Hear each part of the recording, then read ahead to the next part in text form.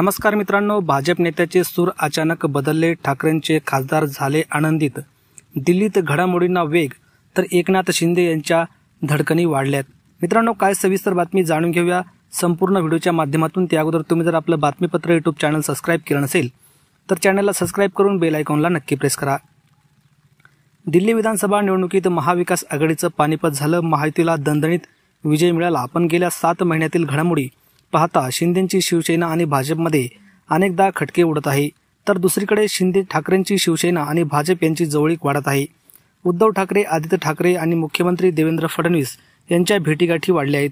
एकीकडे मुख्यमंत्री फडणवीस आणि उपमुख्यमंत्री एकनाथ शिंदे यांच्यात शीतयुद्ध सुरू असताना दुसरीकडे ठाकरे आणि फडणवीस यांच्यातील संवाद वाढला आहे. त्याचे पडसाद आता दिल्लीतही उमटू लागले आहेत. उद्धव ठाकरेंच्या शिवसेनेला भाजप प्रणित राष्ट्रीय लोकशाही आघाडीत पुन्हा आणण्याचे प्रयत्न सुरू असल्याची चर्चा दिल्लीत सुरू झाली आहे. राज्यात फडणवीस आणि ठाकरेमधील संवाद वाढलेला असताना दुसरीकडे दिल्लीत भाजपच्या मंत्र्यांकडून ठाकरे सेनेच्या खासदारांना चांगली वागणूक मिळू लागली आहे. भाजपचे मंत्री ठाकरेंच्या खासदाराशी संवाद साधत आहेत. संसदेचं अधिवेशन सुरू असताना त्यांच्याशी चर्चा करत आहेत. संसदेच्या अधिवेशनाच्या कॉरिडॉरमध्ये त्यांच्याशी गप्पा मारत आहेत. त्यामुळे भाजपच्या मंत्र्याकडे मतदारसंघातील कामं घेऊन जाणं ठाकरेंच्या खासदारांना सोपं होऊ लागलं आहे.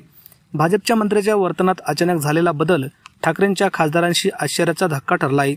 2019 मध्ये राज्यात महाविकास आघाडीचं सरकार आणत उद्धव ठाकरे मुख्यमंत्री झाले. 2022 मध्ये त्यांचं सरकार पडलं. या कालावधीत ठाकरे सेना आणि भाजप यांच्यातील संबंध विकोपाला गेले. दोन्ही पक्षामध्ये शत्रुत्व निर्माण झालं. पण आता भाजपचे केंद्रीय मंत्री ठाकरेंच्या खासदारांशी अतिशय जिव्हाळ्यानं बोलत आहेत. भाजप नेत्यांचा बदललेला सूर पाहून ठाकरेचे खासदार चकित झाले आहेत. खासगीत ते याबद्दल आश्चर्य देखील व्यक्त करत आहे. ठाकरेंच्या राज्यसभेच्या खासदार प्रियंका चतुर्वेदी ऑपरेशन सिंदूरनंतर केंद्र सरकारने जगभरातील विविध देशांमध्ये पाठवलेल्या शिष्टमंडळात सहभागी झाल्या होत्या. ठाकरेंनी आधी त्यांना सहभागाला विरोध केला होता.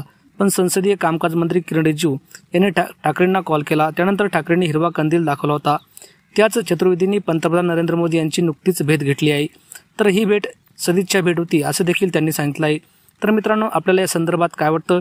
ठाकरेंची भाजपशी जवळीक येणं ही एकनाथ शिंदे यांच्यासाठी डोकेदुखी ठरू शकते का? आपल्या प्रतिक्रिया कमेंट बॉक्समध्ये नक्की व्यक्त करा. धन्यवाद. जय महाराष्ट्र.